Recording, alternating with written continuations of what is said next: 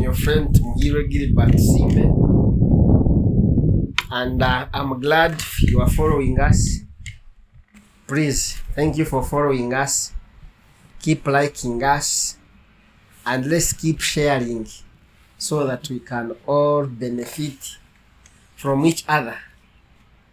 Today, we are looking at compounding, and I want us to look at compounding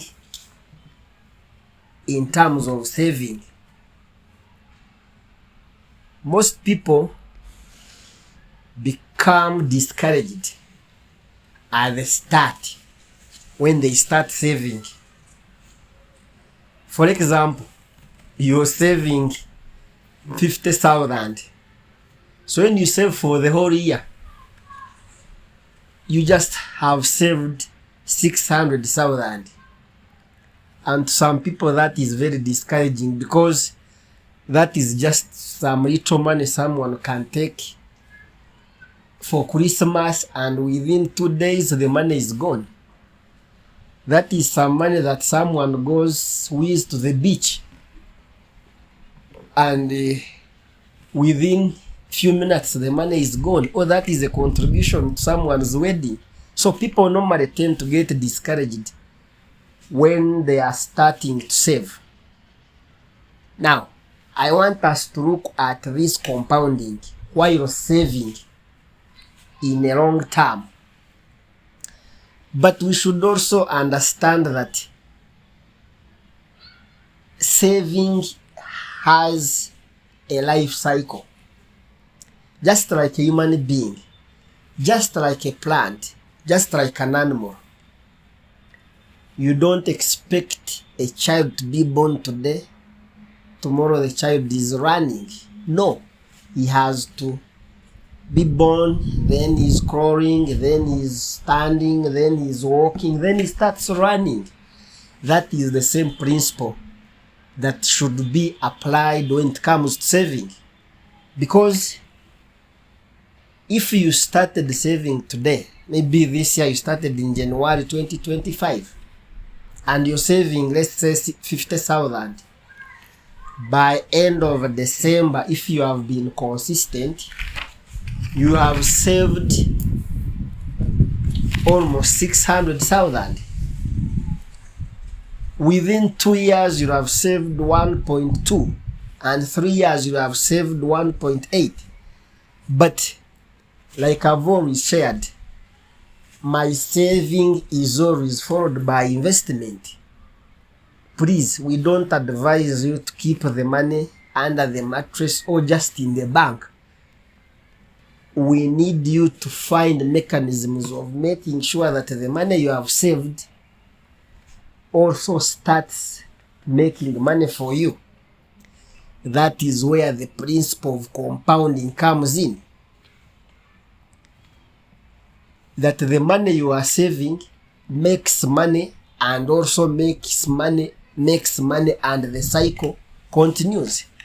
Let me give you an example. What it means by compounding your interests, your savings. Last year, we had an AGM for one of our investment clubs, the Stars Investment Club, which most of you have heard about, or if not, you can follow us on Facebook. On my Facebook, I use Sime Gilbert. If you follow me, you'll see more about the Stars Investment Club. We had our 9th anniversary. We are celebrating 9 years of consistent and committed saving. But what was remarkable was how people have made money, how people have accumulated money. We have been saving 50,000 per month for the last 9 years. So when you get your 50,000 times 12 times 9 years, you'll come to roughly around 5.4 million if someone is up to date. But what was interesting was that some people had close to 15 million. So the interest that had been earned was 2 times the money they had saved. Can you imagine that? That you have saved only 5.4 million, but you have accumulated around 15 million. And to make it to look like it was interesting, members even agreed to increase the savings from 50,000 to 100. That because people had appreciated the value of saving consistently, the value of investing, the value of compounding, people were happy and were willing to increase their savings. But most of us, we normally give up when we are starting to save. We are not committed. We want short-term gains. We want short-term benefits. But life doesn't work like that. We need to relate our savings, our financial journey with things around us. Like when you're building a house, you're not going to roof when you have not put the foundation. There are stages in everything that you do, and one stage leads you to another. But before you put up a certain stage, then another stage cannot be implemented.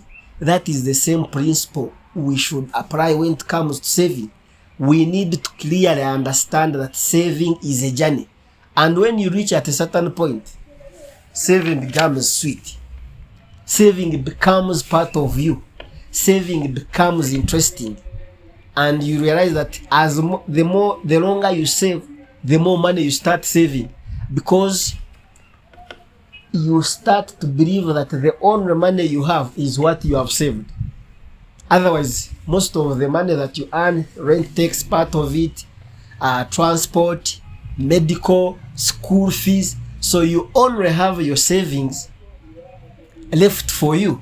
That's why actually we normally tell people that you need to save before you spend. Don't spend after saving, because you will not have anything to save. Meaning you will not have paid yourself. Saving is the only money that you can be left with. Otherwise, the expenses are many. Therefore, we should be patient, we should be committed, we should be persistent while saving until our savings have grown to that level where the interest earned is even 10 times the savings.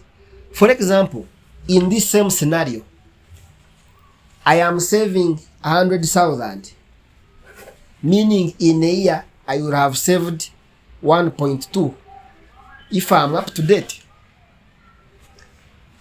Now,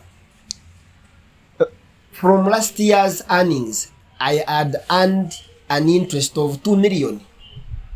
So if I get assume I keep earning my 2 million, holding other factors constant, 2 million per year, I add my savings of 1.2 million. That is 3.2 million, meaning every year I will be earning 3.2 million.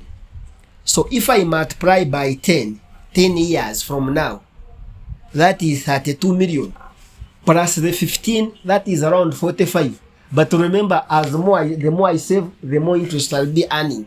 So my projection is that within the next 10 years, if this club is still growing, I will be having minimum 60 million. And even if I don't save it, by that time I will be having 0.